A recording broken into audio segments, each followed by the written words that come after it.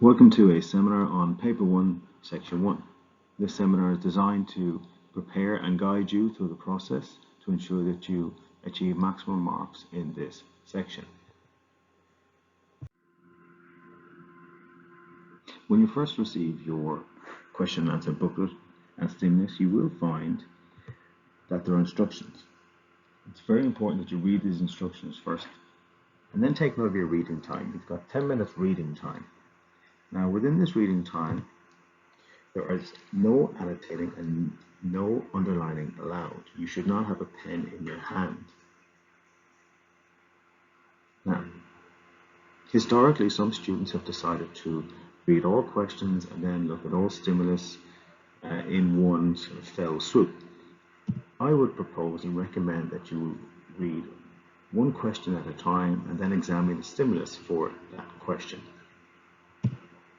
That will allow you then to sort of skim read during that time and to identify examples from that stimulus based on the question that you've just read.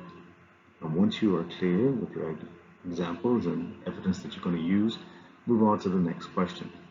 So for example, text 1, question 1, read question 1 first, then examine text 1.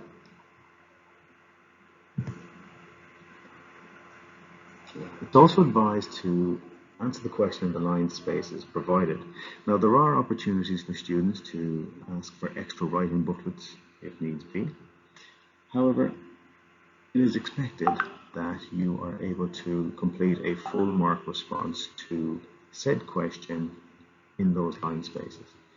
Now, if you can write in those line spaces and indeed get more writing booklets and finish within time, fantastic.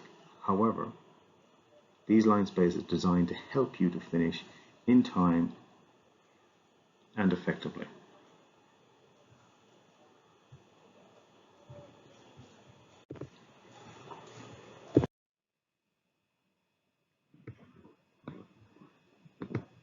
So the first text that you will encounter in this paper 1 section 1 was text 1, a feature article extract, with the question, explain how Look Alive encourages us to view the world.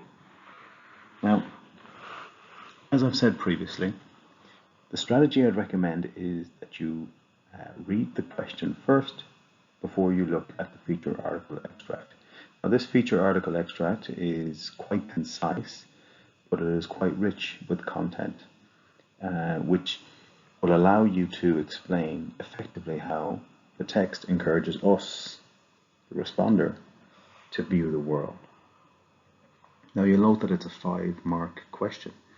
Quite unusual to have a 5-mark question as the first question, yet NESA can do whatever they want when it comes to allocating marks to a question and to when they place them within the paper. So historically, you may have seen question 1 that were an image that were worth 2 or 3 marks, but last year NESA decided to do a feature article extract for 5 marks. So let's look at that next.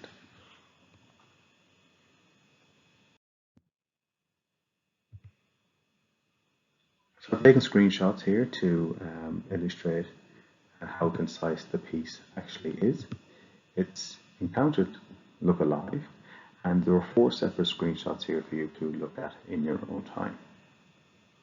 So what I'm going to get you to do is to pause the video just so that you can read through this feature article extract. And as it's the first time you're reading it, I would recommend that you read it at least twice before you start to think about writing a response.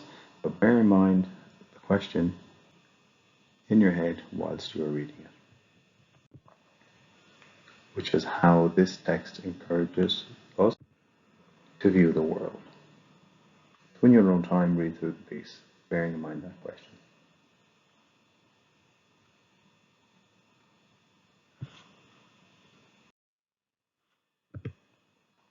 So, in better responses to this question, students were able to explain effectively how Look Alive encourages the responder to view the world. Now, as it's a 5 marker, you could look for 4 maybe examples, but I think because of the brevity or the conciseness of the piece, you could aim for 3 examples and techniques from this extract in order to answer this question. Areas for students to improve included avoiding, that describing or, retelling, or basically just recounting elements of the text without explaining how all of these aspects, how all of these examples contributed to a view of the world. So this is something that you need to sort of upskill.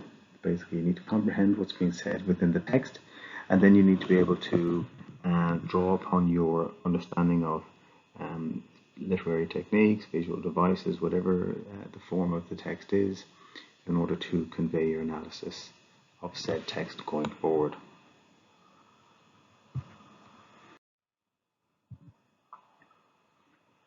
And here we have a sample answer. So I'm going to display it now, and I want you to think about how you can identify examples and techniques from this sample.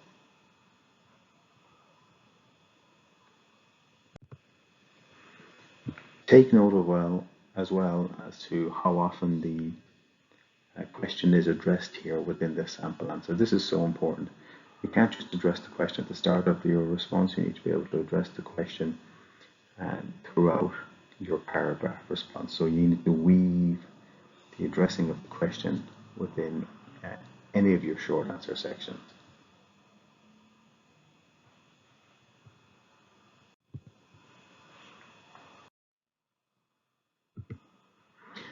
So I've actually highlighted just a couple of examples and techniques here in the sample response. The article, Look Alive, encourages audiences to view the world as somewhere we should appreciate ordinary, everyday experiences. So straight away, we are addressing the question here. The encounter described at the beginning of the article, where she bumps into a friend and her child, makes her stop and question herself and how she views the world. Again, linking back to the question prompted by the child, am I on the way to somewhere, which she turns into something rhetorical. It's a nice technique there, launches her into directing us to focus on being in the moment rather than second guessing ourselves. So there is that link to the question, but there's also quotation from the text as well.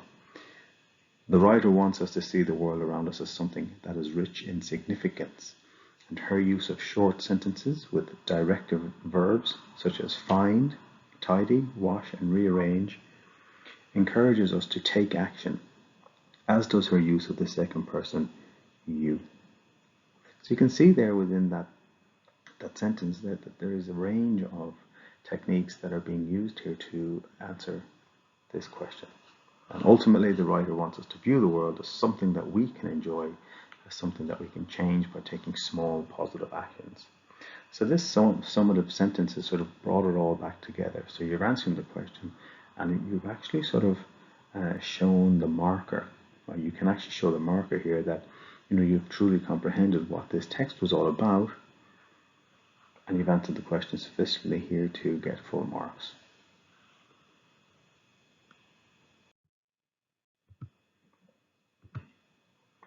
Then when we get to question 2, it was a prose fiction extract. With the question, analyze the ways in which both individual and community experiences are represented in the text. It's a 6 marker. Again, it's another curly one from Nessa here. So straight away you've had a 5 marker and then you've had a 6 mark. So you have 11 marks out of your 20 marks in the first 2 questions. So be prepared for any sort of range of marks that could occur for trials and of course for the HSC. But look at the question here. Analyze the ways, okay, so there's plural there, in which both individual and community experiences are represented in the text. So you need to be looking at ways, you need to be looking at individual, and you need to be looking at community experiences, and you need to include those within your response, your 6 marker.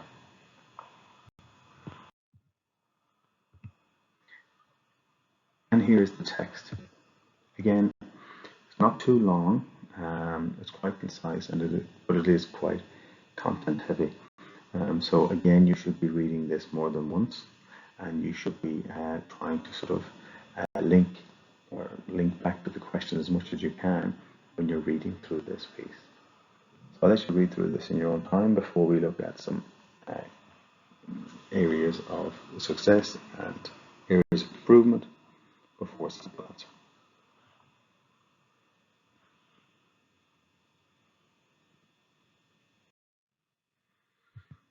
So in better responses, students were able to demonstrate a strong understanding of both individual and collective human experiences. That was the question.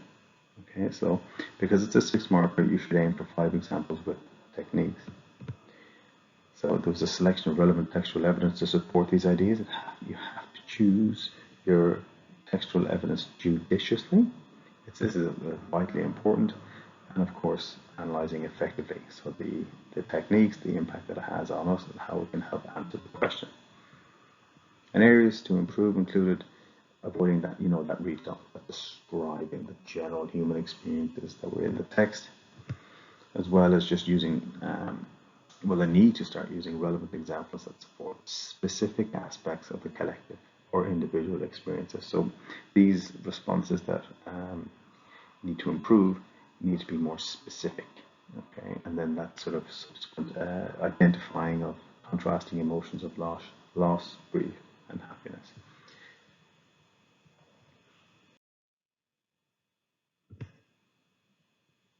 And here's your sample answer for question 2. So similar to the first one, can you identify examples and techniques?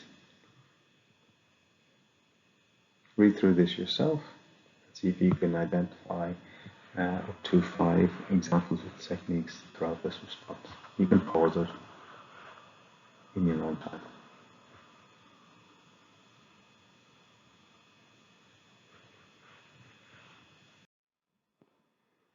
So now we move on to question 3.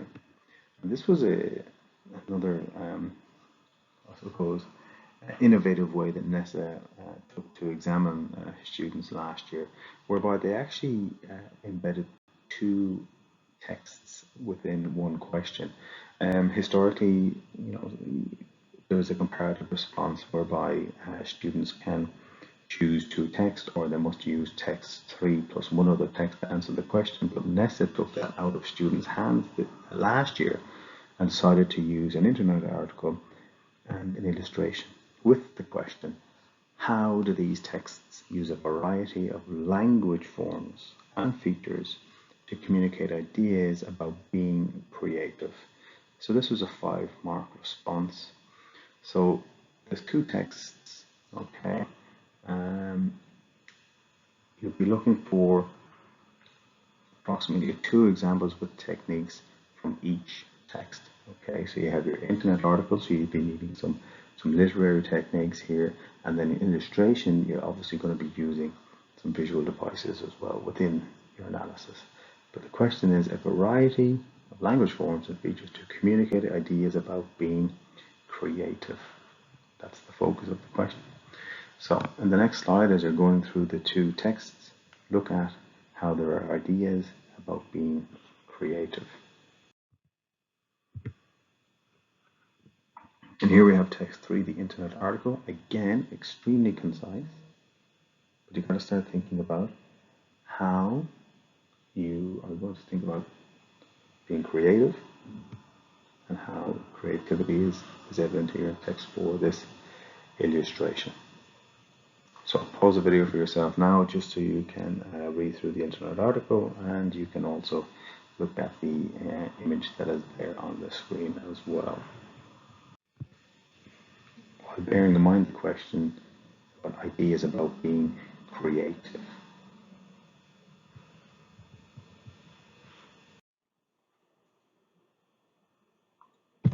Now, in better responses for this question, whereby the students have to answer, how do these texts use a variety of language forms and features to communicate ideas about being creative? So there's that plural aspect there. So it's language forms and features to communicate ideas, okay, about being creative.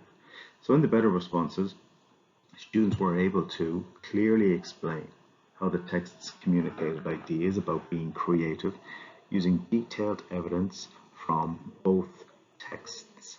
Okay, so both texts.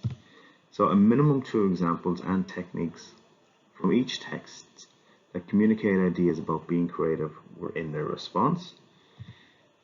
But the better responses, students were able to demonstrate an understanding of storytelling, creativity, and the construction of creative texts. Areas to improve included demonstrating an understanding of the ways in which the specific language forms and features of each text convey ideas about being creative. Now, point of note, as the short answers or the section 1 are not looked at with great regularity within normal timetable classes, it's strongly advised that you revise your visual techniques, your literary techniques, your poetic devices, so that you're able to identify and then sort of see how these texts are effective in conveying a message that the composer is seeking to convey in addressing the question. So if you're unsure of these techniques, devices, it is imperative that you start to refresh your memory on them. So again, linked to that, it says where students need to improve providing relevant and judiciously selected textual references that support the ideas about being creative, and ensure that both texts are addressed in a reasonably balanced manner. Now, because this is a comparative and it's, there's 2 texts in there, it is vital that a balance is achieved. Absolutely vital. So don't focus on one text over the other.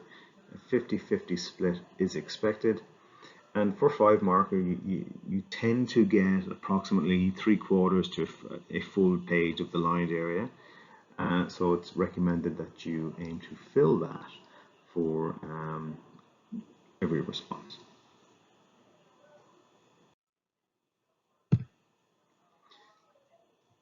So here's a sample answer to question 1. So as I put on the screen, can you identify examples and techniques? Obviously, you can pause this while you read.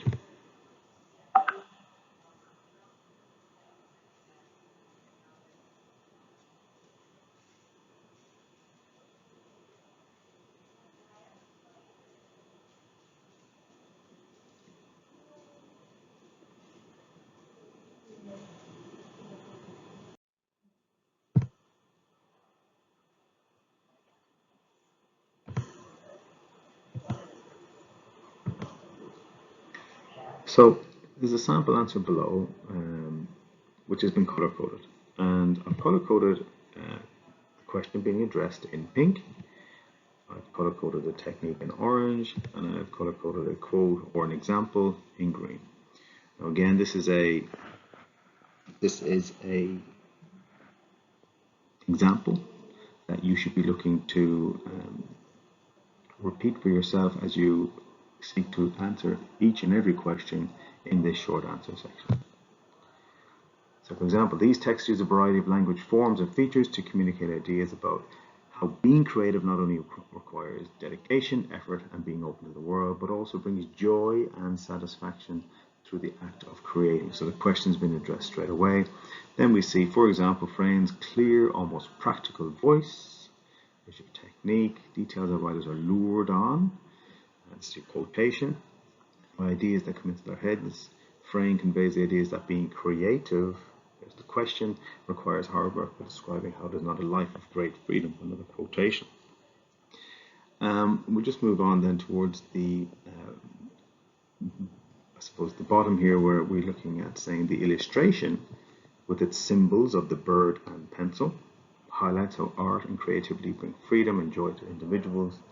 The journey of creativity, with its sense of discovering rich new ideas and unknown aspects of the world, again, is depicted in the illustration through the sea of flowing poetic words that keeps the smiling, content writer afloat. Now, you can clearly see that the question has been addressed consistently within this short response. Consistently. Not just at the start of the paragraph or at the end of the paragraph, but throughout. I'm not saying that this is a number that you need to repeat going forward, but I can count 8 references to creativity or creative or invention within this sample answer. So it's a consistent linking back to the question.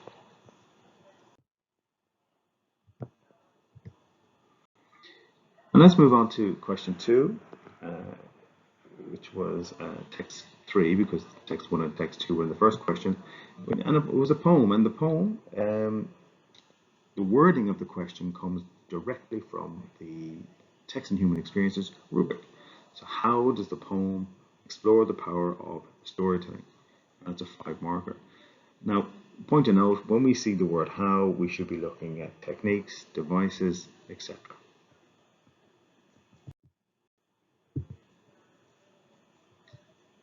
So I've just taken screenshots of the poem. Now, this was quite a long poem, and you can clearly see that there are 4 screenshots there on the screen for you to look at and to read in your own time. So feel free to pause the video now so you can do that.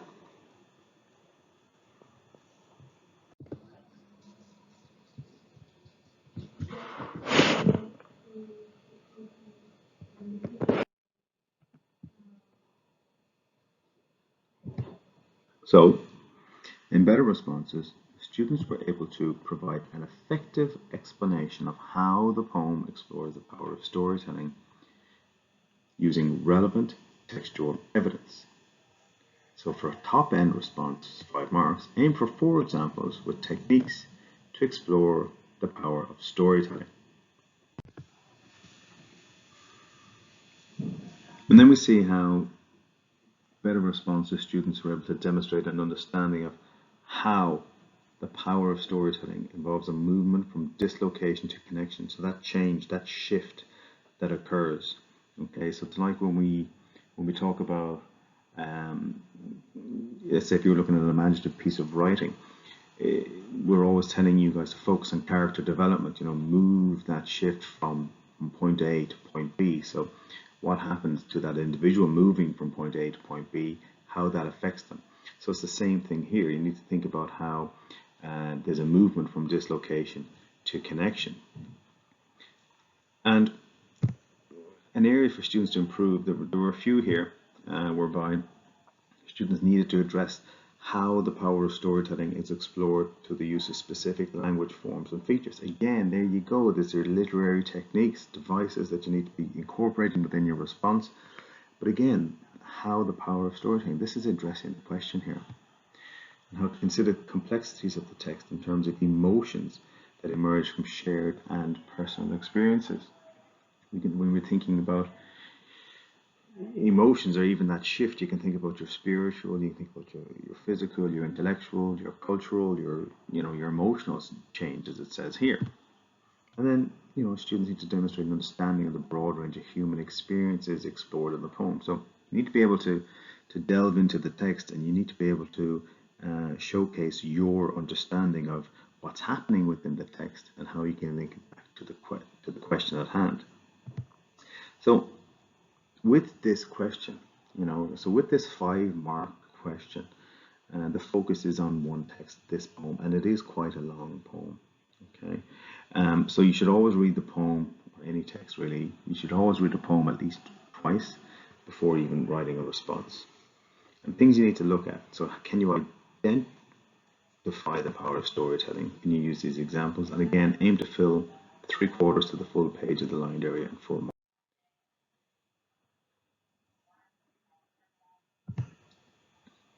So, as previous, here is a sample answer to said question. So, can you identify examples and poetic devices? I haven't color-coded this, and this is up to you now to sort of go through and see if you can identify some examples and poetic devices that can be linked back to the question, which was how does the poem explore the power of storytelling? So let's look at it.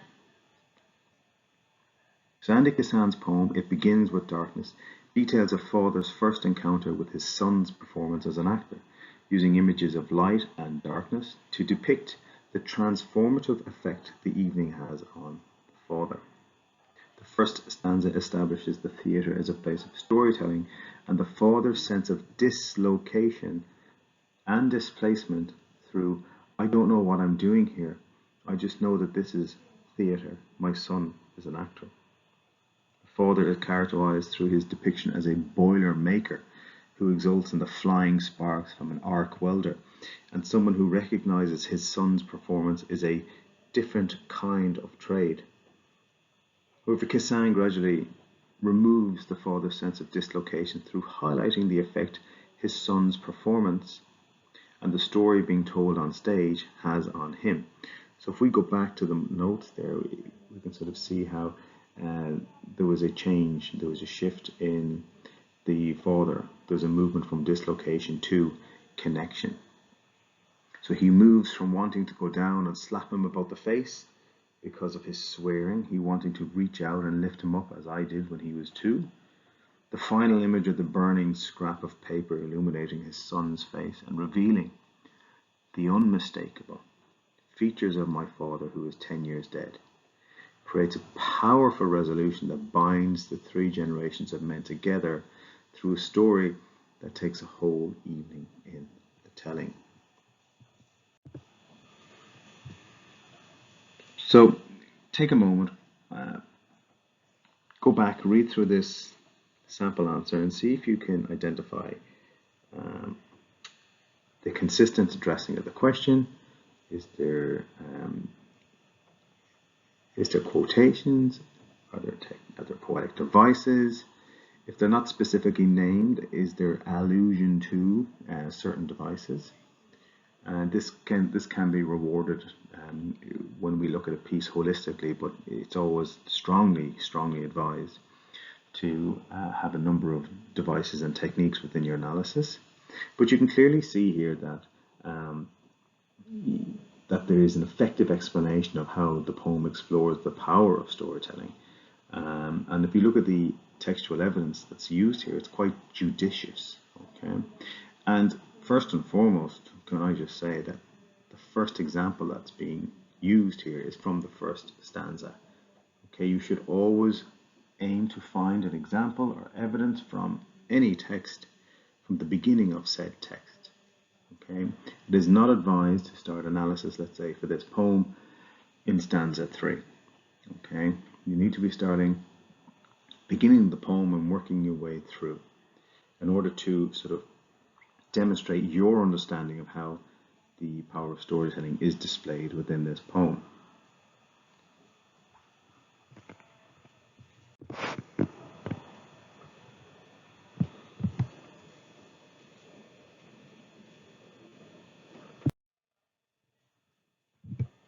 Some of the better responses to this question: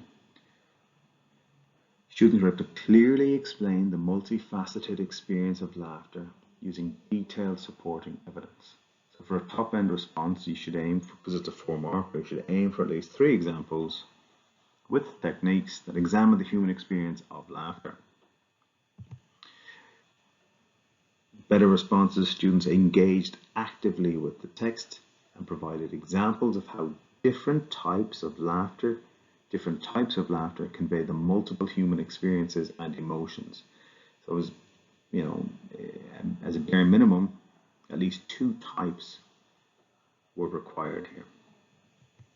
And areas to improve included that detailed explanations and relevant textual evidence. Students need to provide a clear view on human experience and laughter that moves beyond just restating the question. Okay, so not just talking about how the author examines the human experience of laughter. Don't just use the word of the question word for word, the wording of the question word for word, I should say. And finally, students have to improve demonstrating an understanding of the human experience or experiences in the text. So I think that sometimes some of these experiences that are being conveyed within the text, while seemingly quite obvious, were not listed in responses. So with this non-fiction extract, look, it was, as I said, it was short, it was concise. As per the recommended strategy, read the question first. Okay, so you have an idea about what you're looking for in that response. The question was about examining the human experience of laughter. So you're going to have laughter in your head, then read through the stimulus at least 2 times before you write your response. So what you should have been doing is, can you identify the human experience of laughter, and then the techniques throughout. So historically, one thing that students tend to ask me an awful lot of the time is, sir, what do you think the question's going to be? Anything to try and get a sort of an advantage, a sort of going into any exam situation. Now, with the HSC, unfortunately, we don't know the exact stimuli that necessarily going to choose for the assessment, nor the questions. Okay, but when it comes to the wording of questions that we think could pop up in the section 1 of paper 1, we're going to start looking at a few different things. So first of all, let's just go through question 1, whereby question 1 encourages us to view the world. Question 2 involved individual and community experiences. Question 3 talked about how to communicate ideas about being creative. Like if you recall from that sample answer for question 3, there were 8 occasions whereby creativity was mentioned within that model response. Okay, and then of course then you have the power of storytelling. Now, looking at these questions, they don't seem to be the most difficult. They don't seem to be problematic. But under time constraints, it's about how you can identify those aspects of that question within the stimuli at hand.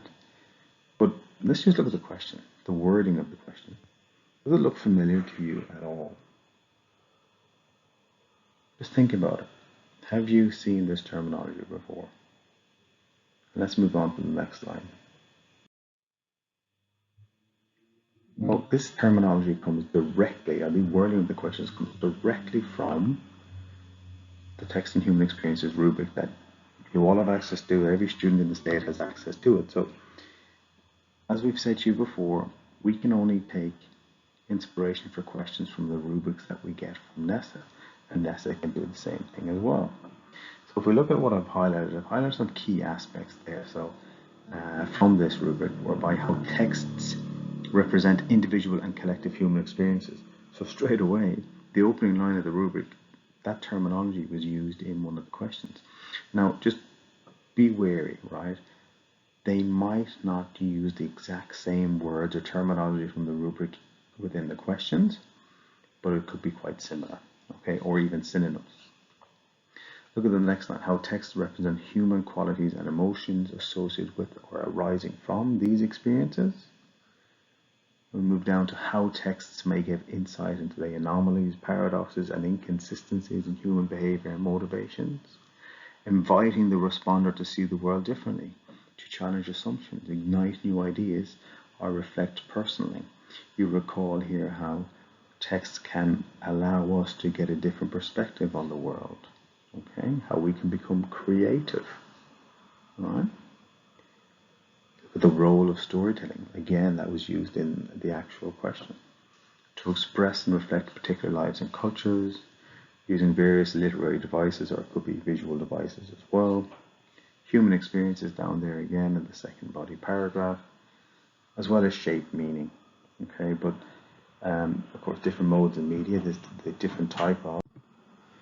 So ultimately we can see within these highlighted pieces of the rubric how we can actually try and gain insight into the type of questions we could be asked in the assessments coming up. And that key advice, okay, it's something that it's highly recommended that you take all of this on board and you act on it. Okay, this whole seminar would be entirely pointless if you don't act on what has been outlined here, because after all, this is designed to help you achieve the best you can in your upcoming trials, but then also in the HSC. So it's a question I get asked an awful a lot of the time by students about what should I do with paper 1? Should I do the shorties first or should I do section 2? Right? So should I do the crucible first or should I do section 1 first? I would always recommend to do the paper in order. Okay? I would always try and get those runs on the board or get those marks on the board with section 1. Section 1, 20 marks. It is one of the most accessible 20 marks you can get. Now, and for me, it's a bit silly to spend more time on section 2 than on section 1 when both section 1 and section 2 are worth the exact same marks. Okay, so you need to come up with a strategy now, right? You need to come up with a strategy whereby you're going to use the reading time to the best of your ability. Okay, so you're going to read the question. Okay, be clear on what you need to address in your response. Examine the stimulus, then begin writing. Okay, I would do one question at a time. So read the question, then read the stimulus for that question. Be clear on what you need to address and see if you can find it in your reading time. And then, of course, when you're allowed to write, then you can begin writing. When you do begin writing, be direct in addressing the question immediately. Just get into it. Don't try and create some waffly page filler nonsense. Just address the question, bring in your examples, link them together cohesively and in a seamless manner. Okay, because it is so important that you are creating a fluid piece of writing. You do this in your modules in your paper 2, so why not do it in your paragraphs for your paper 1, section 1. Okay, and when you're using examples and techniques, don't repeat metaphor throughout your paragraph. Okay, if you're going to talk about the use of metaphors by the composer, bring in your technique and metaphor, then bring in your examples that are metaphors, then move on to the next one. Okay, use a variety of techniques within your short answer responses, and do not base your response on one sole technique. Okay, so if you need to go back, and revise your visual techniques, your literary techniques, your poetic devices, and convey how these shape meaning in answering the question. It's important to look at all of these techniques and devices because you do not know what type of stimuli you're going to get for the paper 1, section 1. Okay, and so important. There's nothing worse than seeing a student who is done extremely well for the first 3 or 4 questions, but then doesn't even answer the 5th question. So finish each question. Do not leave any question unanswered. Okay, but make sure that you work within the time constraints. Don't go over time. Okay, do not go over time. Okay, you got 90 minutes writing time. You got 45 and 45 for section 1, section 2. So if you can shave time off section 1 so that you can use that in section 2, fantastic. Okay, but whatever you do, do not go over time in one section. Okay, and look, finally, look, the general rule. Okay, I'm not saying that this is the golden rule and it's set in stone, but the general rule and the expectation from markers within the center is that if it's a 3-mark question, you should aim for 2 examples with techniques. If it's a 4-marker, aim for 3 examples with techniques. If it's a 5-marker, 4 examples with techniques. 6-marker, 5 examples, etc., etc. Okay. So look, I know there's a lot to take in here in this seminar video. So if you have any questions, please don't hesitate to contact your class teacher or myself to clarify any issues that you may have. But please take this advice on board and best of luck in your prep for paper 1, section 1.